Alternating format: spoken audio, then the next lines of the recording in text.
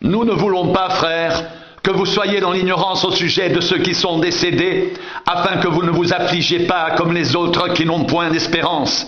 Car si nous croyons que Jésus est mort et qu'il est ressuscité, croyons aussi que Dieu ramènera par Jésus et avec lui ceux qui sont décédés. Voici en effet ce que nous vous déclarons d'après la parole du Seigneur, nous les vivants. Restez pour l'avènement du Seigneur, nous ne devancerons pas ceux qui sont décédés, car le Seigneur lui-même a un signal donné à la voix d'un archange et au son de la trompette de Dieu descendra du ciel, et les morts en Christ ressusciteront premièrement, ensuite nous les vivants qui serons restés, nous serons tous ensemble enlevés avec eux sur des nuées à la rencontre du Seigneur dans les airs, et ainsi nous serons toujours avec le Seigneur. Consolez-vous donc les uns les autres par ces paroles.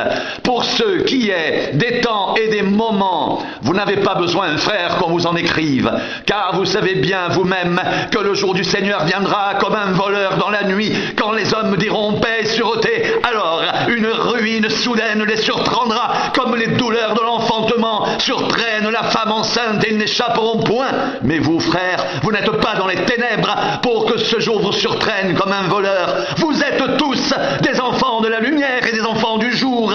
Nous ne sommes point de la nuit ni des ténèbres. Ne dormons donc point comme les autres, mais veillons et soyons sobres, car ceux qui dorment, dorment la nuit, et ceux qui s'enivrent, s'enivrent la nuit. Mais nous, qui sommes du jour, soyons sobres, ayant revêtu la cuirasse de la foi et de l'amour, et ayant pour casque l'espérance du salut, car Dieu ne nous a pas destinés à la colère, mais à la possession du salut par notre Seigneur Jésus-Christ, qui est mort pour nous, afin que, soit que nous veillions, soit que nous dormions, nous vivions ensemble avec lui. C'est pourquoi exhortez-vous réciproquement et édifiez-vous les uns les autres, comme en réalité vous le faites.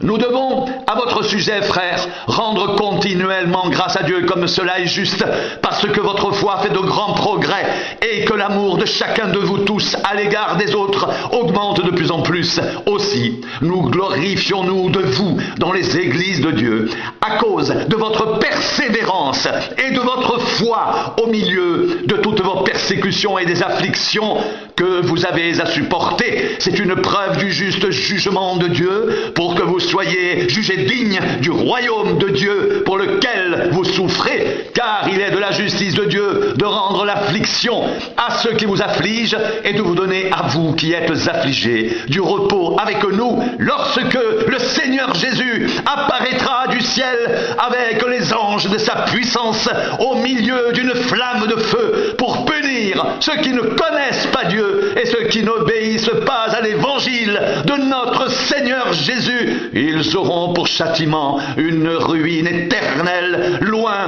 de la face du Seigneur et de la gloire de sa force, lorsqu'il viendra en ce jour-là pour être glorifié dans ses saints et admiré dans tous ceux qui auront cru, car notre témoignage auprès de vous a été cru. C'est pourquoi aussi nous prions continuellement pour vous, afin que notre Dieu vous juge digne de la vocation et qu'il accomplisse par sa puissance tous les desseins bienveillants de sa bonté et l'œuvre de votre foi. Ainsi, le nom de notre Seigneur Jésus sera glorifié en vous et vous serez glorifiés en lui, selon la grâce de notre Dieu et du Seigneur Jésus-Christ.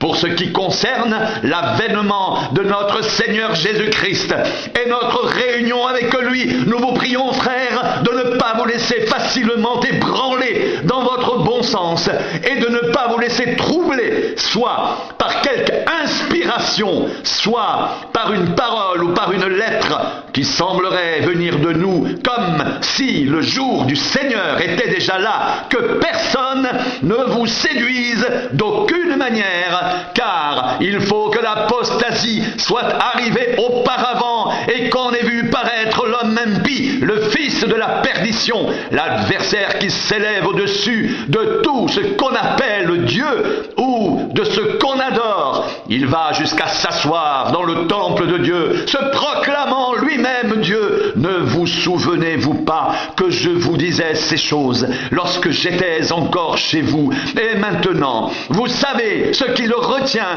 afin qu'il ne paraisse qu'en son temps, car le mystère de l'iniquité agit déjà. Il faut seulement que celui qui le retient encore ait disparu, et alors paraîtra l'impie que le Seigneur Jésus détruira par le souffle de sa bouche et qu'il écrasera par l'éclat de son avènement. L'apparition de cet impie se fera par la puissance de Satan, avec toutes sortes de miracles, de signes et de prodiges mensongers, et avec toutes les séductions de l'iniquité pour ceux qui périssent parce qu'ils n'ont pas reçu l'amour de la vérité pour être sauvés. Aussi Dieu leur envoie-t-il une puissance d'égarement pour qu'ils croient au mensonge, afin que tous ceux qui n'ont pas cru à la vérité, mais qui ont pris plaisir à l'injustice, soient condamnés.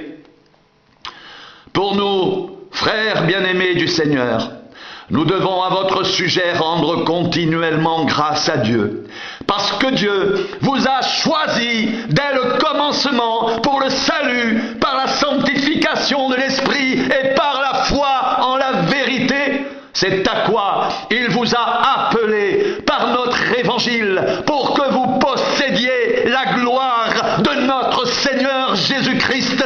Ainsi donc, frères, demeurez fermes et retenez les instructions que vous avez reçues, soit par notre parole, soit par notre lettre.